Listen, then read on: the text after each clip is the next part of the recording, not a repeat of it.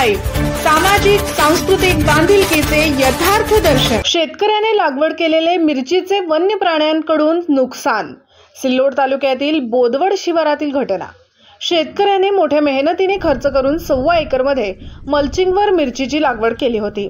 रात्रीच्या सुमारास वन्यजीव प्राणी रोईच्या कळपाने मिरची पिकाचे मोठे नुकसान केल्याचा प्रकार छत्रपती संभाजीनगरच्या सिल्लोड तालुक्यातील बोदवड शिवार येथे घडला। गणेश काशीनाथ गव्हाणे राहणार बोदवड यांनी गट क्रमांक 30 मध्ये 1.25 एकरमध्ये 10,000 मिरची रोपांची मल्चिंगवर लागवड केली होती। अजिंठा वन विभागाच्या हद्दीतील बोदवड शिवारात रात्रीच्या सुमारास रोई वन्य प्राण्यांच्या कळपाने लागवड केलेली मिरची तसेच मल्चिंगचे मोठ्या प्रमाणात नुकसान केले। मिरची लागवड करण्यासाठी सदरील शेतकऱ्याने मेहनतीसह मोठा खर्च केलेला आहे। या प्रकारामुळे शेतकऱ्याला मोठा आर्थिक फटका बसला असून वन्य प्राण्यांचा बंदोबस्त करावा अशी मागणी शेतकऱ्यांकडून केली जात आहे। गावदर्शन लाईव्ह प्रतिनिधी गणेश शेळके, छत्रपती संभाजीनगर।